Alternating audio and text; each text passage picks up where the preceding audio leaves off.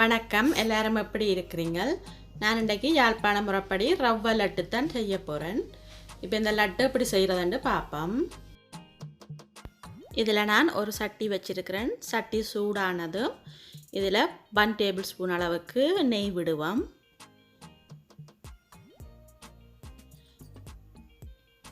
இதில் 60 gram plums இருக்குது, முந்திரிய வத்தல். இதை நான் இந்த ப்ளம்ஸை பாதியாக வெட்டி வச்சுருக்கிறேன், சின்ன சின்னனா.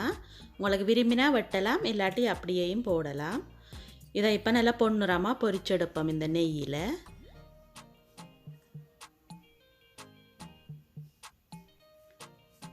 இந்த ப்ளம்ஸ் இப்போ நல்லா பொரிஞ்சு வந்துட்டுது, நெய்யில் நல்லா வாசம் அடிக்குது.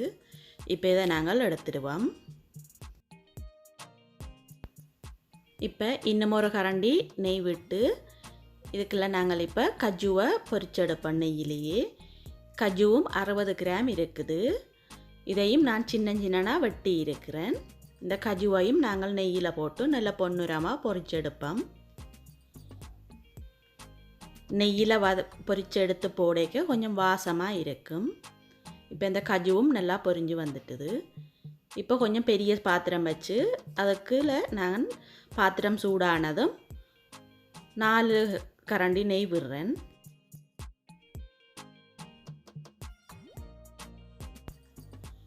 இப்போ இதில் 2 கப்பு ரவை இருக்குது.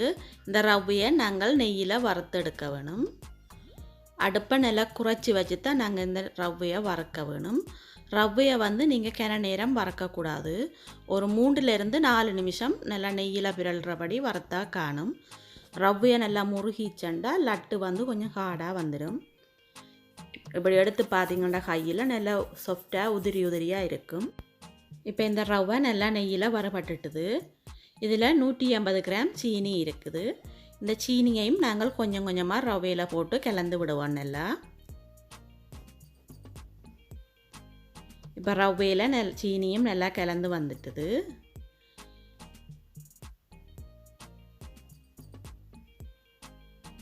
இதில் பொரித்து வச்சுருக்கிற கஜு இருக்குது. இந்த கஜுவையும் ரவையில் போட்டு நல்லா கலந்து விடுவோம். நாங்கள் நெய்யில் வறுத்து செய்கிறபடியாக லட்டு கொஞ்சம் நல்ல வாசமாயும் நல்ல டேஸ்ட்டாக இருக்கும். முந்திரிய வத்தலையும் அதுக்குள்ளேயே போட்டு நல்லா கலந்து விடுவோம்.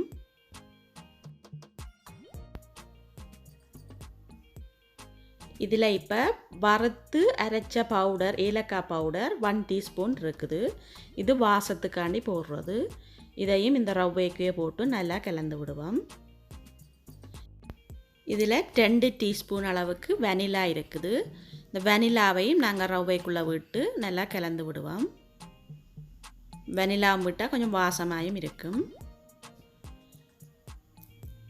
இதில் 180 மில்லிலிட்டர் டின்பால் இருக்குது, டின் மில்க். இந்த டின் மில்கை நாங்கள் ரவைக்குள்ளே கொஞ்சம் கொஞ்சமாக விட்டு கலந்து விடுவோம்.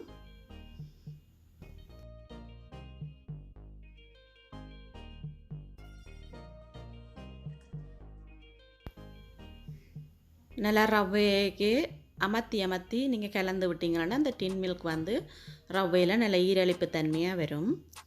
அப்போ எங்களுக்கு லட்டு பிடிக்க ஈஸியாகவும் இருக்கும்.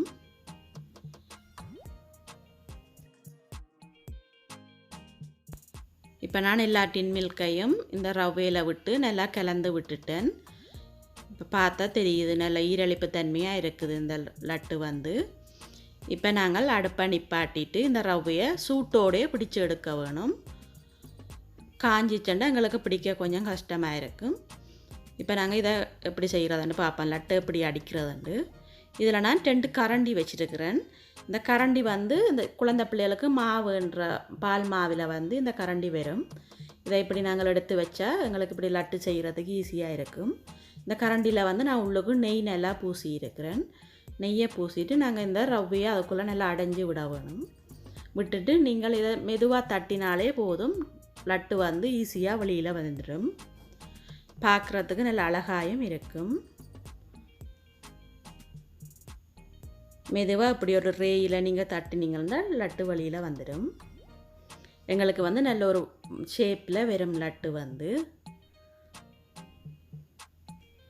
எனக்கு இப்படி பிடிக்கிறது ஈஸி. அதனால தான் நான் இப்படியே செய்கிறேன். நான் கரண்டியிலே வச்சு செய்கிறேன். எல்லாம் ஒரே வடிவமாயும் இருக்கும்.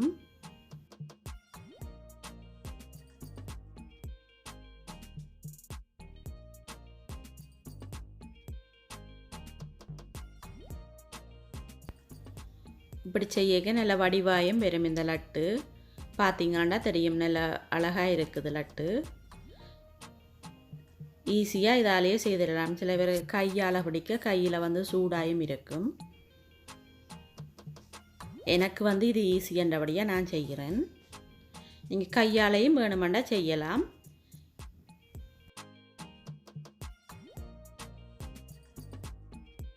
இப்போ நீங்கள் கையால் லட்டு பிடிக்கிறதாண்டா கையில் நல்லா நெய் தடவி கொள்ளுங்க.